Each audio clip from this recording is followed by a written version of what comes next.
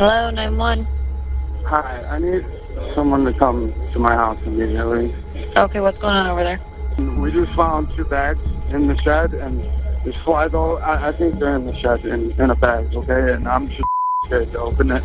So we found the spare, and there was a bag covered in flies. It smelled like death, and we were trying to figure out what was in it. So her dad and brother cut it open and pulled the plastic apart, and then both screamed, freaked out, and ran to the shed. The end is near, and so I face the final curtain. For you? And why for you? Because if that's her in my shed, I'm done, son. I'm done. They had been missing for some days, but all this time, they were in the garage. I walked up, then I observed a garbage bag on the ground directly in front of me, ripped open. The family is completely oblivious to the morbid details. What makes you think that she's there? What makes you think something happened to her? Don't make me think she's there. Don't tell me she's there. I can't even. It began on the 23rd of August, 2018, a day like any other in Clinton Township, Michigan. Suburban, quiet, forgettable. But behind one faded trailer door, something had already started to unravel. Hello, and welcome to the channel, where we dive into the heinous true crime cases that can shock you as to the extent of human behavior. Don't forget to click like and subscribe, and click the bell icon for notifications. This is the tragic story of Danielle Marjeshka and Saren Bryan. Northeast of Detroit was filled with rows of homes, some permanent, some not. In one of the larger trailer parks, a unit was rented by Robert Joseph Marjeshka, who lived there with his 3 children, his eldest, Robert Jr., 24, followed by 23-year-old Kevin and 18-year-old Danielle. Danielle's boyfriend, Saren Bryan, had also moved in after years of long-distance visits. By then, the house was full, but it was about to get very empty very fast. Inside the trailer, everyone had a room except Joseph, who gave his bedroom to the kids and slept on the couch. Danielle and Saren shared one room. The family was close-knit and loved and accepted everyone. Kevin and his girlfriend shared another room in the house. It looked like a family making things work, but looks don't last long. Danielle worked night shifts at National Coney Island, a local restaurant chain. Saren worked there too.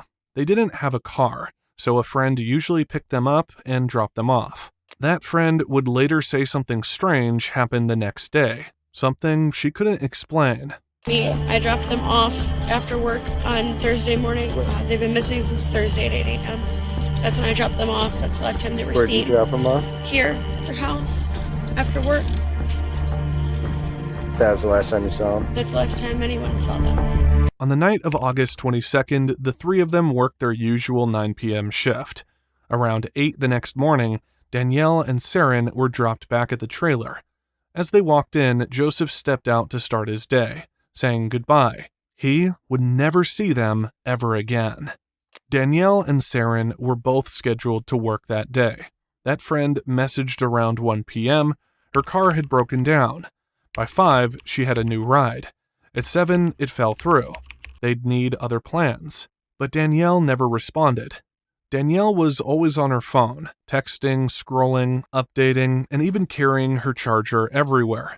Friends said if she didn't answer, something was wrong. And something was wrong. By evening, it was clear. Danielle had vanished from the digital world, and not by choice. Hours turned into 2 days. By the afternoon of August 24th, someone finally came knocking, and what they found inside would turn Clinton Township into a crime scene.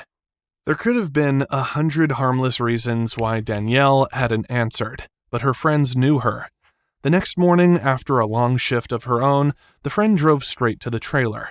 Joseph and Robert were there, friendly, calm, normal enough, if not for the fact that Danielle and Saren were still nowhere to be found. Something didn't sit right. Her friend noticed that Danielle's charger sat on the floor by the bed. She never left without it, which meant she hadn't left. When other friends showed up, they found Saren's wallet, Danielle's glucose meter. Being a diabetic, Danielle couldn't leave it behind. She needed that meter to live. On August 26th, the concern inside the house started to spread. Kevin, Danielle's brother, and his girlfriend Erin had stayed quiet at first, then decided to take action. Kevin stepped into Danielle's room again to look for a clue, but what he found was outside the window. The grass in the yard was torn up, flattened in patches, twisted in others. Someone had moved something heavy through it again and again. Whatever happened, it hadn't stayed indoors. He walked out to the shed, which was locked. When he finally opened the door, there was a cloud of black flies. At the back of the shed, 2 large black plastic bags sat side by side. They were too heavy to move. By now, Joseph was inside as well. Kevin didn't ask questions, just grabbed a box cutter, and then he sliced the plastic. So we found the spare, and there was a bag covered in flies. It smelled like death, and we were trying to figure out what was in it. So her dad and brother cut it open and pulled the plastic apart, and then both screamed and freaked out and ran to the shed. What spilled out was not trash, it was not garden clippings, it was a human leg. The shed went silent. Then someone called the police. The call came through just after 9 p.m. 911, where is your Hello? emergency? Hello? Hello, 911.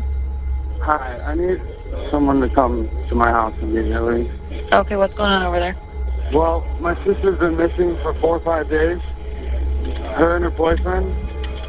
And we just found 2 bags in the shed, and there's flies all. I think they're in the shed in a bag, okay? And I'm just scared to open it. While calling the police, Kevin appeared rather calm, except when he started cursing. Okay, we don't want you to touch anything, okay? Because if it is something like that, there's going to be evidence, okay?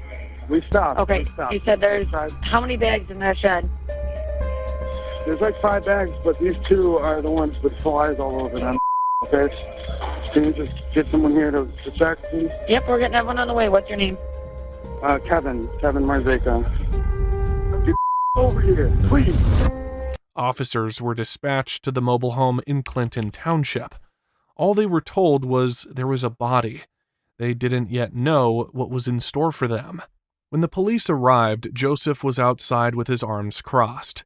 Kevin tried to explain why they called the police, fumbling for words. Hi. Hey, So what's going on here? So, my sister, his daughter, has been missing for 5 days now. Okay. I did a walk around the house to check if there's any trails or anything suspicious. I've seen a boatload of flies behind the shed. And when I pulled things out, we have these It bags smells like death in there. filled with flies, and they don't look good. I can't even open it. Finally, Joseph broke his silence. He couldn't even bear the thought of the grim possibility that his daughter was stuffed into a bag like garbage. It was Kevin who first led authorities to the shed. The officers peered into the shed. One look and protocol kicked in. What makes you think that she's there? What makes you think something happened to her? Don't make me think she's there. Don't tell me she's there. I can't even. So let's just see what we got first. And yeah, I mean, we don't even know what we have.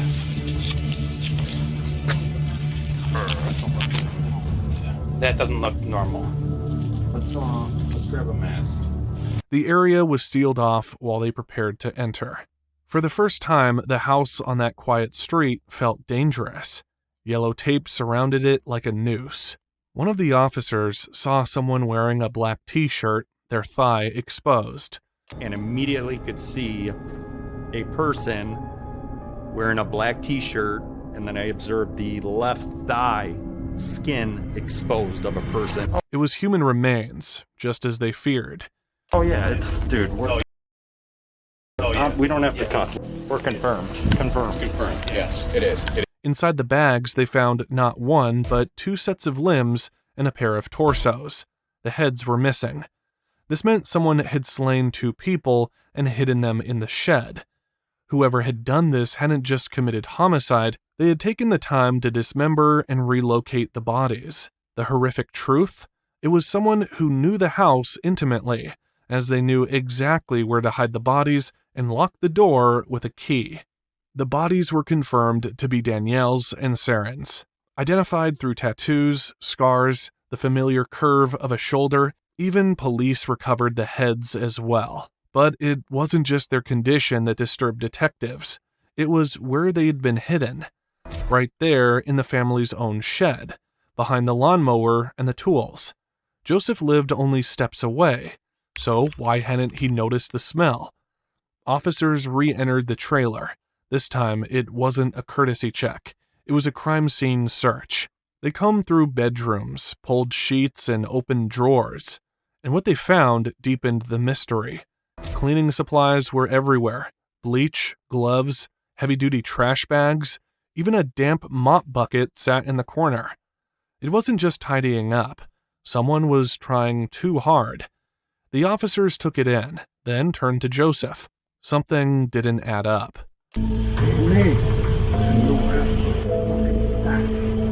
kind of rough, isn't it, man? What are they gonna know? Yeah, not for a little while.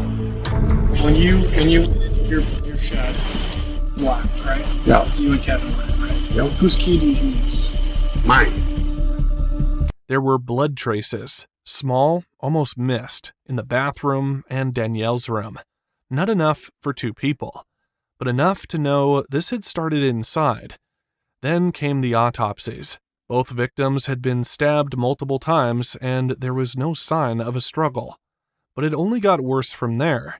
There were signs the bodies had been kept somewhere else before being moved to the shed, possibly in the very rooms the family still slept in. And someone had used a saw. The case was no longer just about murder. It was about how close horror can sit, hidden, right in plain sight, and how long a killer can keep smiling in its shadow. The police formed a grim picture of what had happened. Both victims were in an advanced state of decomposition. The likely cause of death was asphyxiation.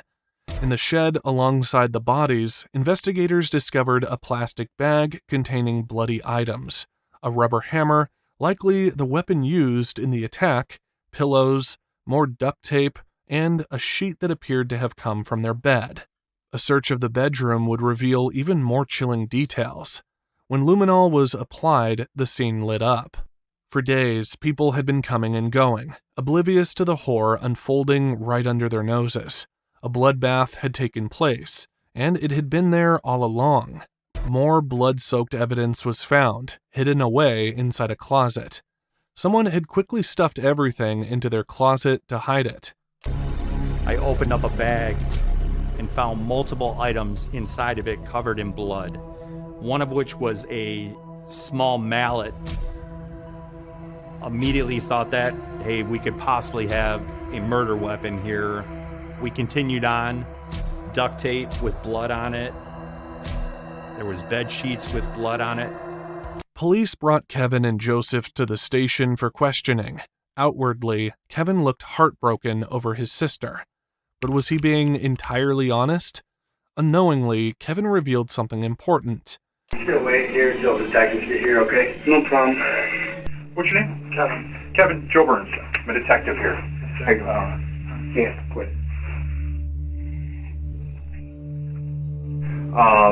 How's Siren's relationship been with Danielle? I mean, they get along? I mean, from what I was told from her friends, Okay. that her boyfriend would never hurt her. So I figured if, she got hurt, he was with her, So, just so I can get this straight in my head, because I'm not that smart. Yeah. Living there at that time, so within the last week, I had you living there? Your dad? Yeah. Siren? Yeah. Danielle? Was there anybody else? My brother. Okay, and what's your brother's name? Robert. Okay. The investigation quickly focused on those closest to the victims, with one individual standing out, the one person who wasn't present when the bodies were discovered, Robert Marzeska. He had been at the house since the victims went missing, but when the bodies were found, he had disappeared. Were you trying to communicate with him that night? I tried on Facebook Messenger. Okay, but you didn't try Kevin. And, well, the thing is, I could tell, he caught, drift of what's going on, and he pretty much said he's shutting his phone off. I gotta go charge my phone, and then he never came back online. Right. So I didn't bother trying to call, trying to text. If he's not coming back online, he's obviously knows what's going on at that point. He left the house and checked into a motel 6 minutes away, and officers decided to bring him down to the station. Meanwhile, they branched out to ask about Joseph. What about your dad? How's your dad? He's always a drunk. Okay. You know, and we lost my mom in 2011, and he's never really been the same, you know. 3 kids, we've been on our own pretty much since, you know. What does he do? He paints. Okay. Yeah. So has he been painting at all? Yep. Okay. So he's been going out to work, but you said he's drinking quite a bit? Yep. Everything appeared normal. Joseph was fine, but he had suffered a massive loss merely years ago, and when drunk, he was a completely different person. Did this person have anything to do with the tragedy that befell the Marzheshkas? There was only one way to find out for sure. I do is worry about her. And now, the end is near. And so I face the final curtain. For you? Yeah. Why for you? Because if that's her in my shed, I'm done, son. I'm done. As Joseph was brought in for questioning, he kept saying contradicting things. The whole day, Joseph told the officers that they had used his key to open the shed, when suddenly something dawned on him. It wasn't his key, it was Kevin's, but the officer wasn't buying it. And you don't remember whose key you used to get in there? You know what? My key wasn't on the shelf. Right. I remember that. Now you What it remember. always is. Now you remembered after I told you that. What? Because the whole day you were telling me that it was your key you were using. Because that's what I always use. All right? And then when I told you that... Listen, well, believe me, I haven't slept in days. Okay, well, I get Listen. that. Listen. Joseph did not back down. He kept insisting and told the officer everything he knew about the key. I remember it because I went up on the shelf where I have the house keys and it wasn't there. So I said, my key's not there. And I checked my pockets, you know, because sometimes I have it. No, it wasn't there. Because we had to break the damn lock to get in. Right. Since the conversation was going nowhere, the officer tried to ask him more about Robert Jr., his son. However, Joseph seemed a little defensive. Where is Robert staying at right now? I have no clue. You said Robert was with you when you went to work on Thursday? Yeah. Did he pick you up, or did you go pick him up, or how did it work? No, he picked me up. He dropped me off. Okay. So he picked you up in the morning, Yep. dropped you off at 5:30. Yep. So you were with him the whole day. Yes. I'm trying to put pieces together because we want to talk to Robert so that we can get his story too, you know? I'd rather not involve somebody that doesn't need to be involved. You realize we're talking about possibly dead people here, right? He didn't want Robert to be a part of the investigation. Why? The answer: all the evidence and blood splatters were found in none other than Robert Jr.'s room and bathroom. His closet held all the incriminating evidence. What exactly was Joseph trying to hide? The detectives were contacted by a cousin of the family who had something crucial to share. He believed the exact same thing. Joseph was hiding something. As much as he loved his daughter, Joseph couldn't risk losing both the children. A lot didn't add up. He then revealed something that could help solve this case once and for all. His story was just so flawed. You know what I mean? Like, I don't think for a minute he could ever or would ever do that to Danielle. But, I mean, I think he knows. I think he knows what happened and probably trying to help little Robert get a head start. And I'm like, so when did you discover? When did you discover the body? I go, Kevin said he did. And he goes, no, I did on Friday. Any idea where he would go? It's in the western part of Florida. Is it Sarasota? Nope, Pensacola. Yeah, I'm almost positive that's it. 7 years ago, Robert had been diagnosed with bipolar disorder, schizophrenia, and paranoia. He'd been hospitalized multiple times over the years, but his condition had worsened after his mother's passing. Voices began to haunt him, but he refused to accept his diagnosis and stopped taking his medication. Robert had worked in Detroit but recently returned to Clinton Township, working with his father as a general contractor. As an alcoholic, his behavior had become increasingly erratic and aggressive. Robert was now a person of interest in the case. Police urged the public to be on the lookout for his vehicle. He was driving a white 1999 Ford E250 van, license plate DGM 7658, with blue duct tape around the rear window. They knew they had to find him. He had left the inn, leaving behind his phone, laptop, and some personal items, and driven the work van to Toledo. Police were able to recover the van at a local grocery store. Toledo police were informed, especially since Robert's cousin had pinpointed exactly where he might be. Surveillance footage showed him casually strolling through the aisles. The police, by now on high alert, had already visited bus stations, handing out his photo. What they didn't expect was Robert's attempt at disguise. He wore a blonde wig, a hat, and sunglasses. They could have missed him. But his plan didn't go as he'd hoped. He stood out instead of blending in. He also purchased a cell phone. More importantly, he made a mistake. He returned the cell phone and proceeded to a gas station to buy some food. He was nonchalant, completely relaxed, nor did he look particularly upset. Officers knew they had to be quick. By August 29th, they knew he would try to escape via bus or train, so they traced him to the station. He had bought a Greyhound bus ticket under an alias and had left on the 28th of August, to arrive in Cincinnati around 11 a.m. the following day.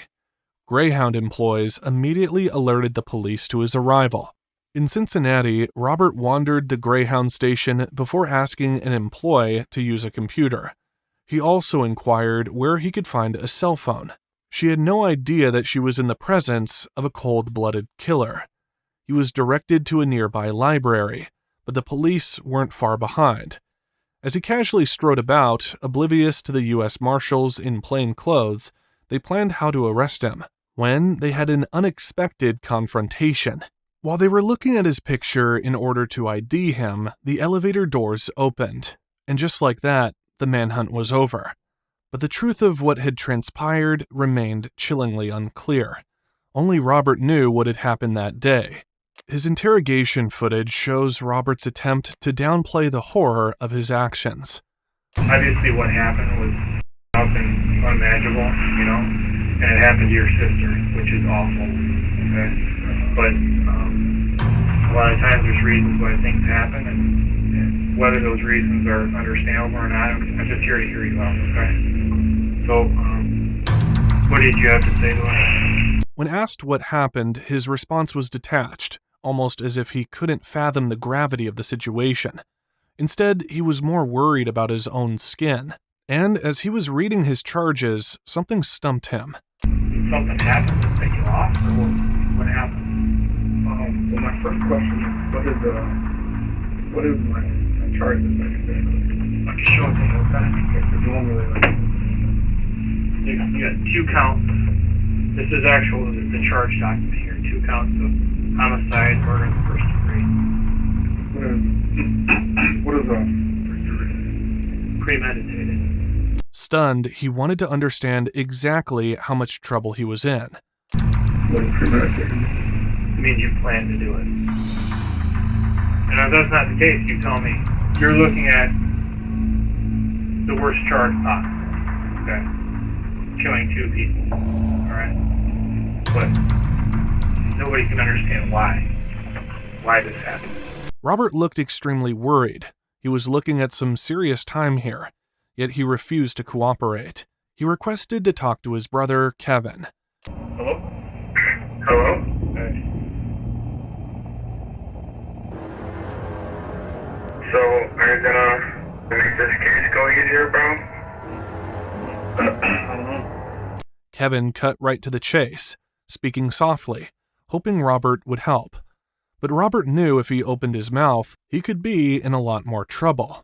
Instead, he wanted to know how his family was doing, which led to an incredulous response from his little brother. Are you guys okay in the house? Like, we're not living there anymore, Rob. There's blood everywhere. So, are you pleading guilty to everything? No, I'm not. Why? I can't really talk about it on the phone, but... Robert was really disconnected from the heinousness of his actions, but he knew the consequences, so he kept rubbing his face. The charges were made clear: 2 counts of murder. Robert, ever evasive, denied responsibility, even as his own DNA was found at the crime scene, staining the evidence. Police finally put together the details of that fateful day. Danielle and Saren had returned home at 8 a.m., presumably exhausted from their shifts. They went straight to bed, unaware that Robert was the only other person in the house. At some point while they slept, he made his move. The exact moment remains unclear, but the aftermath was unmistakable. Then, as if the horror wasn't enough, he callously left their bodies in a shed out back and attempted to clean up the scene, as though wiping away evidence could absolve him. Despite the brutality of his actions, Robert seemed detached from the magnitude of what he had done. At 1:20 a.m., Robert ordered a cab to take him to a Wendy's, still covered in blood. He had just committed a gruesome act, yet he moved with chilling indifference. Shortly after, Robert disappeared, or so he thought. Robert's legal team leaned on mental illness, but the insanity defense collapsed, and they shifted their focus, aiming for a second-degree conviction instead of the first. But the jury wasn't convinced. They saw through it, deciding Robert knew exactly what he was doing. His appeal was denied, and the true reason behind the killings was never made clear. He never spoke, never explained, just left behind horror, heartbreak, and a silence no one could understand. Robert Marjeshka was sentenced on January 14, 2020, to life in prison, without the possibility of parole. The truth behind his actions may never be fully understood, but one thing is clear: Robert Marjeshka is exactly where he belongs. That's it for today. Let us know what you think by leaving a like or a comment. Don't forget to subscribe and click on the bell icon for notifications. Until next time, thanks for tuning in.